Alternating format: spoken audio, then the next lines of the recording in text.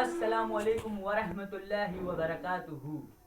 असां एतिरा क़ाबिल त न आहियूं कि सिंध जी तारीख़ जे मथां ॻाल्हाए सघूं, मगर चवनि था कंहिं बि क़ौम खे परखण लाइ उन जी हिस्ट्री ऐं उन जे पोयां लिकियल मिस्ट्री खे ॼाणणु ज़रूरी आहे। सिंध अल्लाह साईं जी ज़बरदस्त नेमत आहे जेकी असांखे मिली, ऐं अल्लाह साईं जो शुक्र पाके करणु घुरिजे कि हिन धरती में पाण पैदा थियासीं।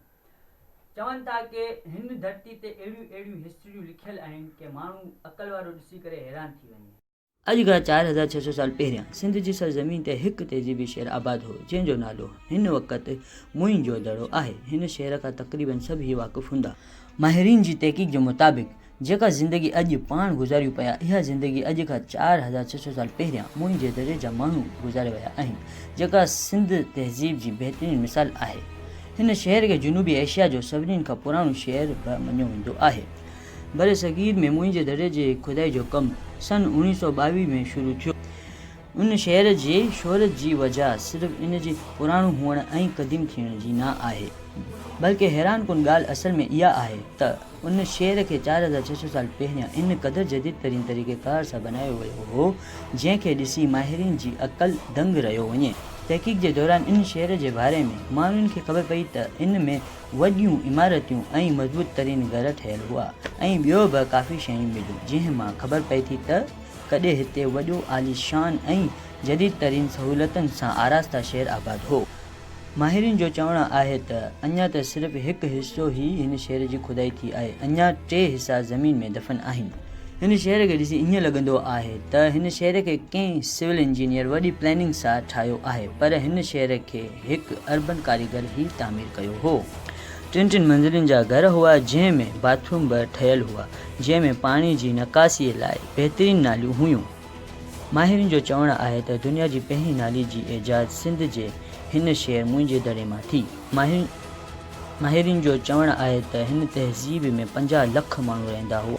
अञा बि कुझु माण्हू हिन तहक़ीक़ में लॻियल आहिनि त कीअं हज़ारनि सालनि पहिरियां अहिड़ी जदीद तरीन सहूलतुनि सां हिन शहर जा माण्हू वेल डिसिप्लिन सां रहंदा हुआ ऐं पोइ कीअं ही शहर मुकमल तरीक़े सां ज़मीन में दफ़न थी वियो। थिया नामूर बेनिशा कहिड़ा कहिड़ा, ज़मी खाई वई आसमान कहिड़ा कहिड़ा, जॻह जीअ लॻाइण जी दुनिया न आहे, हीअ इबरत जी जाइ आहे, तमाशो न आहे।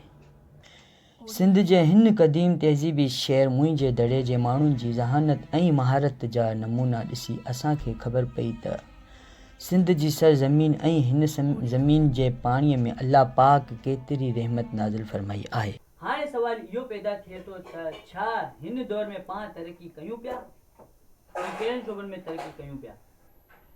जंहिं उमिरि में हिकु नौजवान खे पंहिंजो मक़सदु बनाइणु घुरिजे, उन उमिरि में हू छा कंदो, 9th ऐं मैट्रिक ऐं फर्स्ट ईयर इंटर में बुरी तरह सां चीटिंग करे पंहिंजो मुस्तक़बिल तबाह करे रहियो आहे। छा इहा तरक़ी आहे?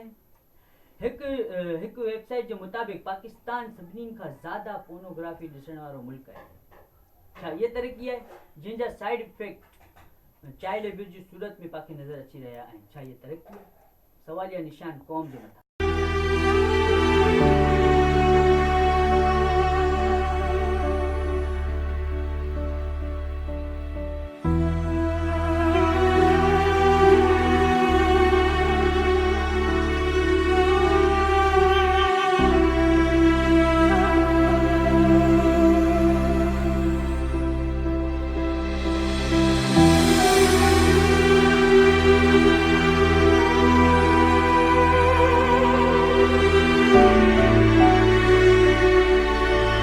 तालीम जो बुनियादी मक़सदु सिर्फ़ु नौकरी हासिल करणु न आहे।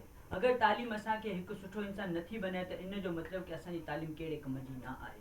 सभिनी खां पहिरीं हाणे वक़्तु अची चुको आहे कि सभिनी खां पहिरीं पाण इहो चइणु ॼाणियूं कि पंहिंजी नौजवान नसल खे ॿुधायूं वञे कि कैरेक्टर वैल्यूज़ ऐं मॉरल वैल्यूज़ छा आहिनि, ऐं सभिनी खां पहिरीं पंहिंजी सिंध जे अंदरि अवेयरनेस आणी वञे। जेको निचलो तबिको आहे उनखे ॿुधायो वञे, उनखे मोटिवेट कयो वञे ऐं उनखे ॿुधायो वञे कि इख़्लाक़ ऐं तहज़ीब छा हूंदी आहे।